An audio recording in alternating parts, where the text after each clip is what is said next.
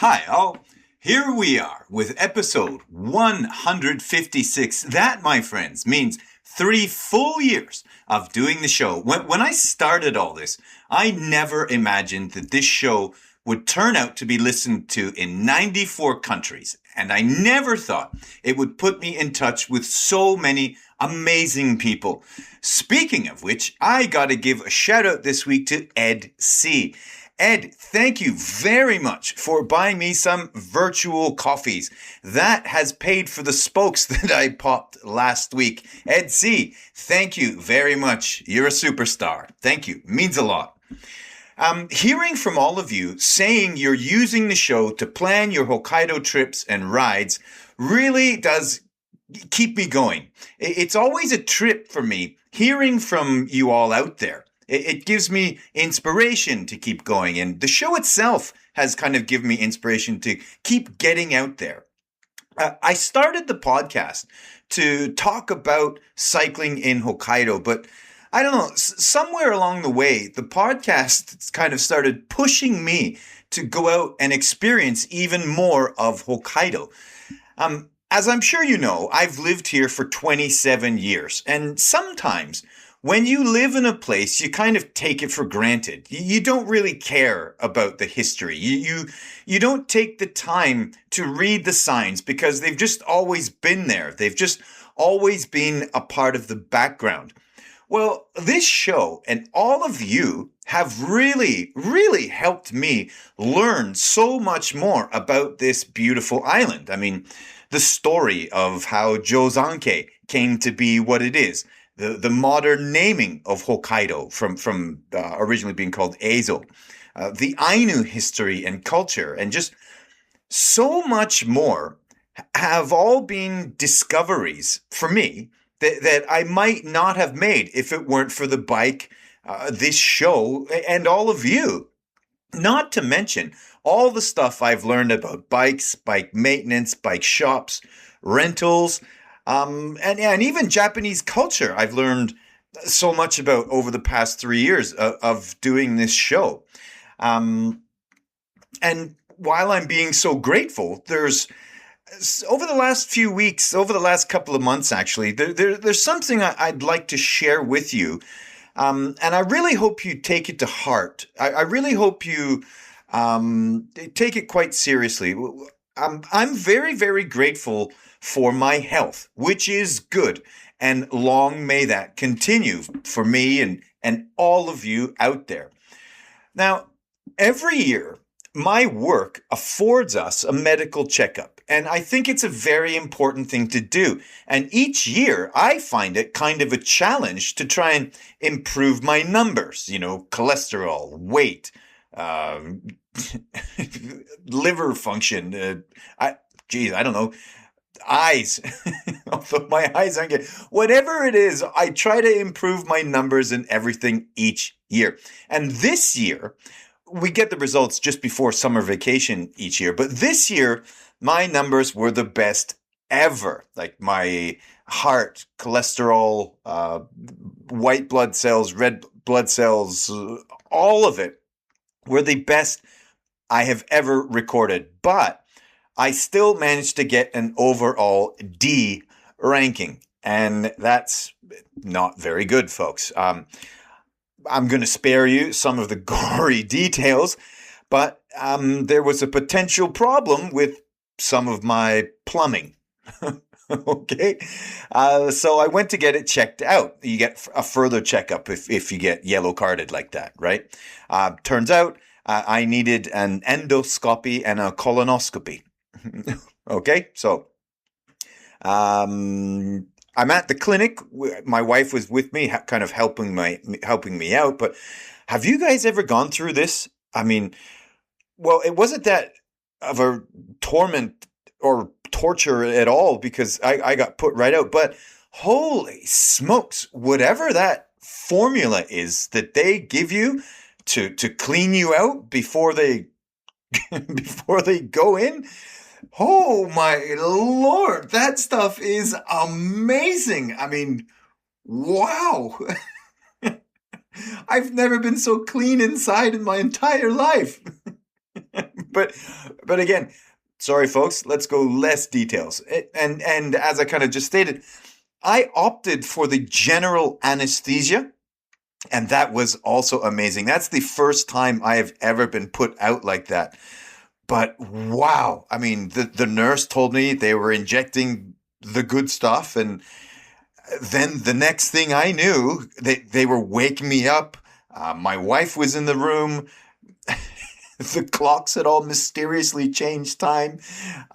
Wow, I cannot believe how quickly and powerfully I was out. But I guess that's medicine, right? It's a procedure. Anyway, so this is a very common thing, but from my innards, they clipped 4 polyps. And the doctor actually sent 2 of them away for biopsy, as he said they looked suspicious. The doctor told me not to worry, as it was just a precaution. I'd get the results of everything in 2 weeks.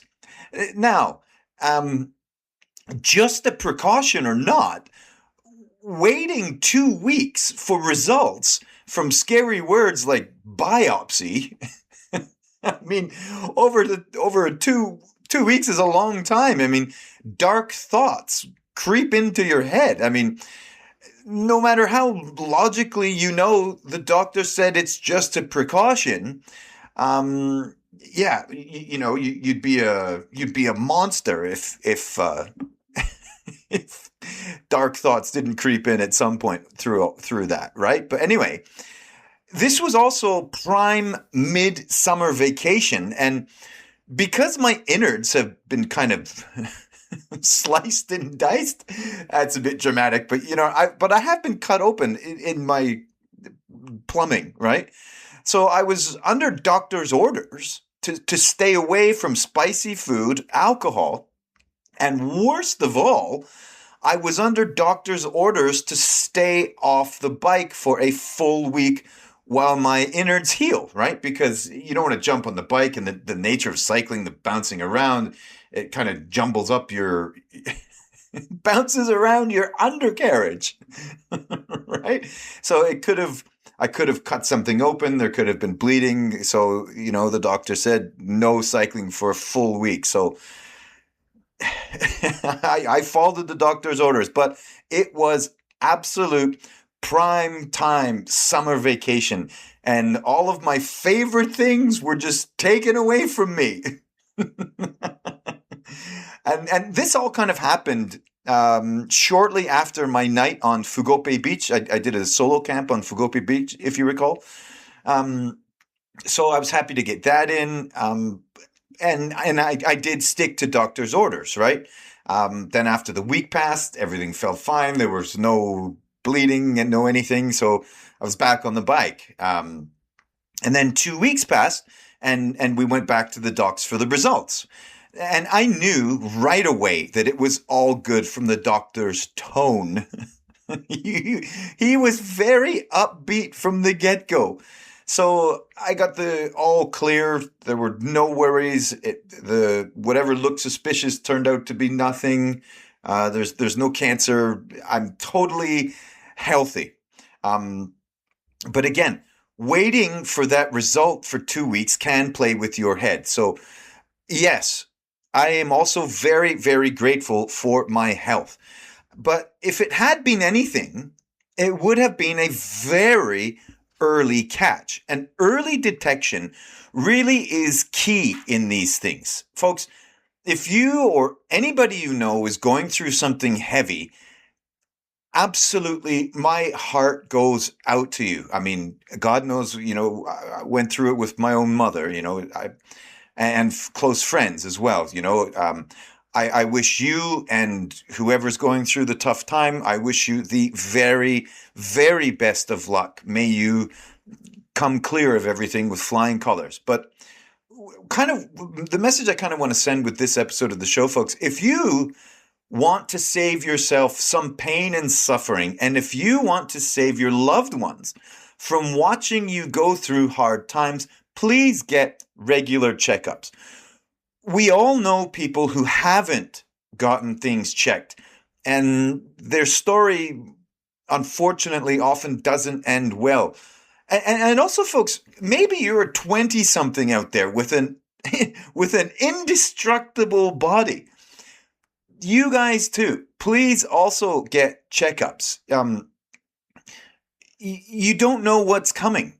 You just can't. It's just a thing of life. It's a part of being human. And if you're like me, you spend a lot of time thinking where you're going to ride next, what route you're going to take, what mountain you're going to climb. Well, something could be right around the corner that reminds you that none of this is guaranteed.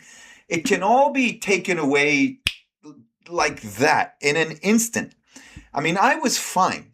And already I found when I was back on the bike, I don't have any super big rides or anything to talk to you about this week, folks, because we had Obon, so we were doing a lot of family stuff, and it's been back to work this week. But I was doing my kind of local normal rides, nothing super adventurous since Shakotan last week. I've been riding, but nothing really new to report to you, right? But anyway.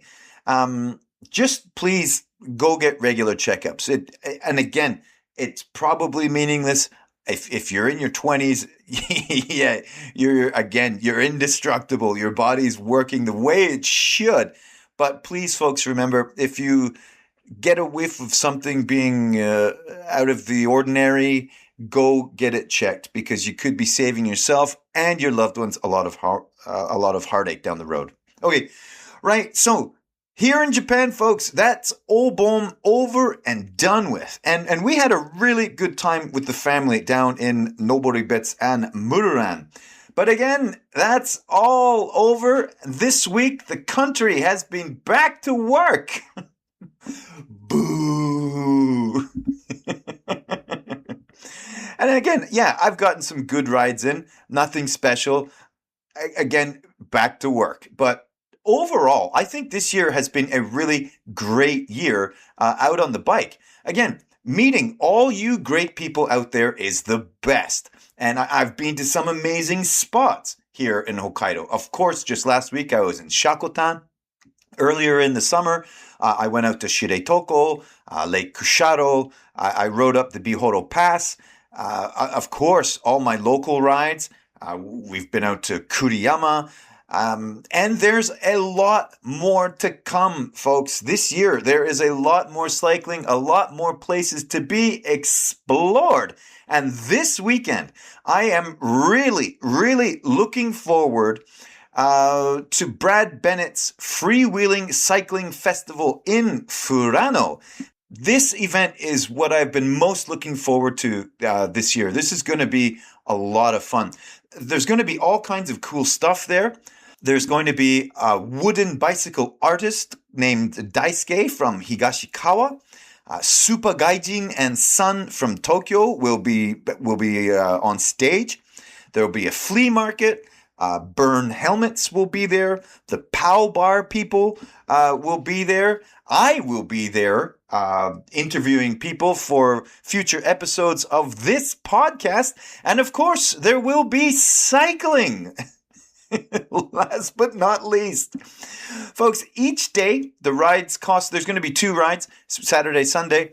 I think the event actually starts Friday evening. I can't get there Friday evening. I'm working Saturday morning. So I'll be there at some point on Saturday afternoon. But each ride, Brad's asking 1,000 yen to join the rides, with bento lunches from Kaneko Coffee Farm at 2,000 yen each. Brad has set up a discount rentals for bicycles at Rhythm. For anyone joining this weekend's event, it is going to be a great weekend. I've been looking forward to this one for a long time. And also, with summer coming to an end, and now that my legs are covered in mosquito bites, we can start looking forward to fall riding. And another thing I love about riding in this season is the food. I don't know about you, but I do a vegetable garden, and over the years, it's expanded into a much larger project of veggies. But the cycling snacks I get out of it are excellent. I mean, especially the potatoes. There's something so satisfying about fueling your engine with food you've grown by yourself. You know what I mean? Have you ever done that? Do you do a garden yourself? Write in, let me know. I've also got tons of tomatoes, cucumbers, various herbs. The garlic came up really well this year. All kinds of hot peppers, beans. I could go on and on talking about the garden, but that's not really what this show is about. That's kind of my other hobby, right? Right. Anyways, folks, what I really wanted to do with this episode celebrating 3 years of the show is just to say thank you to all of you who have helped me keep going over the last 3 years. That 156 straight weeks of putting out the show. So once again, thank you. And there's definitely going to be a lot more coming. The show has grown so much over this year, 2026. I've had so many great, interesting guests. I've been to so many new places. The show is just showing constant forward motion, and I am really excited to see what's in store for Cycling Hokkaido in the future. Thank you for coming along for the ride. And folks, as always, if you like what you hear, subscribe to the show, leave me a kind review, and if you would like to help keep my wheels turning, you can support me, you can support the show by buying me some virtual coffees at buymeacoffee.com/Cycling Hokkaido. All right, folks, I hope to see you out there on the road. Have fun. Love ya. Cycling Hokkaido!